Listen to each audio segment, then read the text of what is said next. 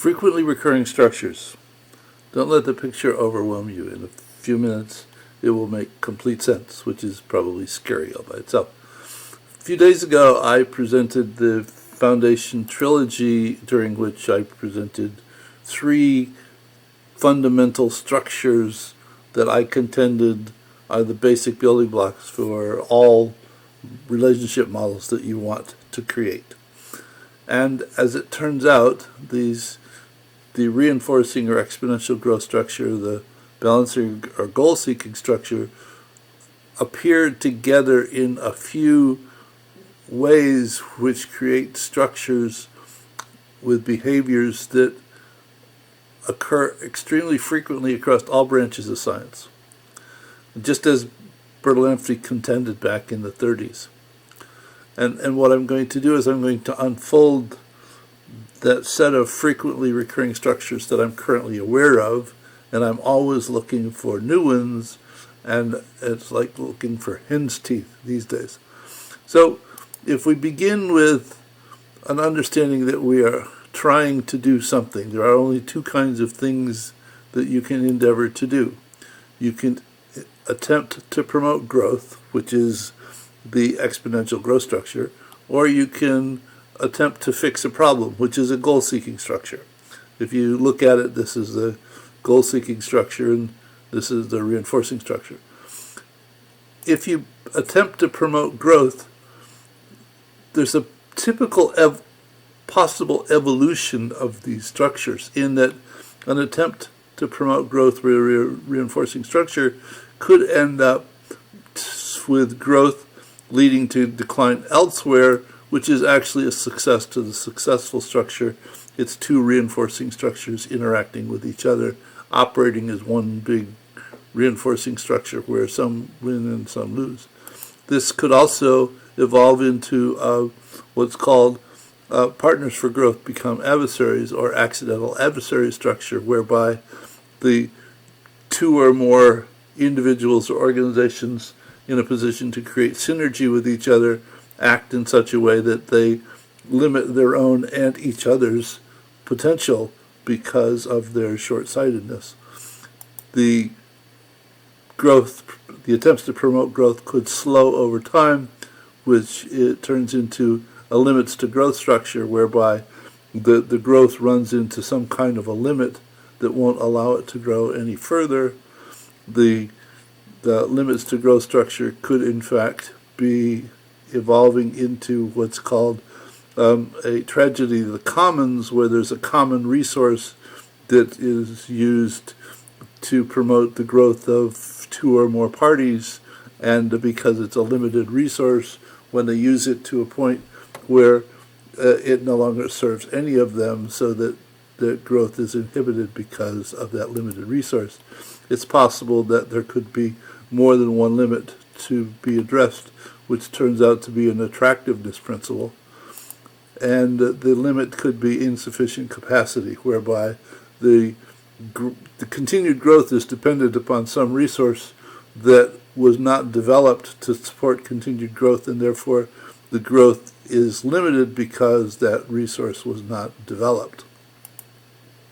And that growth could be limited because there was a standard that you let slip, and therefore the capacity isn't developed to the point that you initially thought it should be. So these are all structures that happen over and over and over again, and we can come up with numerous examples that talk about our specific examples of them. Though, if we look at the other side of this, if you attempt to fix a problem, you may overshoot the goal and have to expend effort to get back to what the goal was. This is the fix overshoots the goal. It's called a goal seeking with delay, and I presented this specific structure in the Foundation Trilogy. Also, it might evolve into a situation where things simply oscillate back and forth continuously, which is 2 balancing loops interacting with each other with delays, the way that supply and demand oscillate back and forth through price on an ongoing basis and seldom ever stabilize. It might be a situation where there is linear growth or linear progress over time, which then gets to a point where it's constrained. Why is it that the last 10% of a project tends to take as long as the first 90% of the project? There is a tendency to settle for less over time. It's called a drifting goal structure, whereby because of the length of time that it takes to achieve the objective, you begin to say, well, maybe the objective is too high, we should settle for less. And that actually could evolve into one that we already talked about in terms of allowing the standard to slip. Additionally, things may get better and then worse. It's a fixes that fail structure, because the activity creates over time some underlying development that actually gets in the way of being able to achieve the goal. And that could evolve into the accidental adversary structure, or it could evolve into a situation where the underlying cause is not being addressed.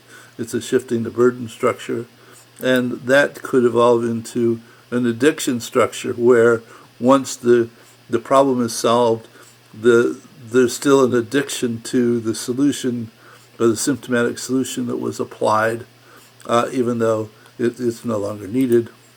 And the fix could create a problem elsewhere, which is an escalation structure. And this underlying problem gets worse, which is a new archetype that I just discovered looking at some stuff at the Water Center, in terms of the action that you take actually makes the underlying problem worse, so that it's difficult to deal with. So this whole set of structures which occur on a recurring basis. The marvelous thing about the structures is they have a very well-defined set of relationships. They have very characteristic patterns of behavior, and there is a well-defined set of strategies for dealing with each of those situations. Now, some people think that the archetypes or the frequently recurring structures are all just negative. Well, they're negative if you come across one in a current state and you have to figure out how to deal with it.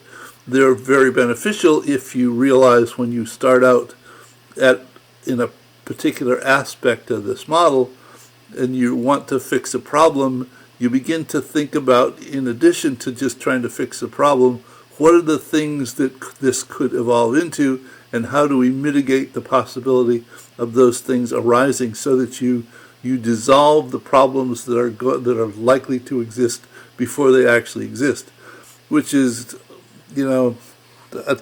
people don't get rewarded for solving problems that never exist because they dissolved them ahead of time. So there's, firefighters get rewarded for fighting fires at the 11th hour and saving the organization, but whatever. So if you go to the actual model or that this presentation was created from, it's a Kumu project. When you mouse over any of these elements, well, if you click on the element, all this will all show up in the profile page. If you simply mouse over it, it will show you the title, a picture of the structure. There's a link here for a video. The video will pop in a window, and you can watch the video that describes this particular structure, both as a qualitative relationship model and as a simulation model. Or you can actually click here, and it will take you to the Insight Maker model that was used to create the video from. So I hope you find this of some use. I continue to find tremendous utility in understanding the archetypes or the frequently recurring. If you talk about archetypes to people in the systems community, whatever that means, it's fine. But if you talk about normal everyday people and you start talking to them about archetypes, their eyes glaze over and they try to understand what the hell it is you're talking about. But if you talk to them about frequently recurring structures, they don't get put off by the thought. So understanding them provides a leg up in terms of understanding what's going on within a situation that you run into. And in the next musing that I post, I will go through some situations that I've run into where understanding the archetypes enabled real insights to emerge from dealing with a qualitative relationship model, and what the model actually was trying to tell me that I didn't initially see because I was lost in the detail. So hope you found this of some interest, and I'll see you in another video soon. Bye.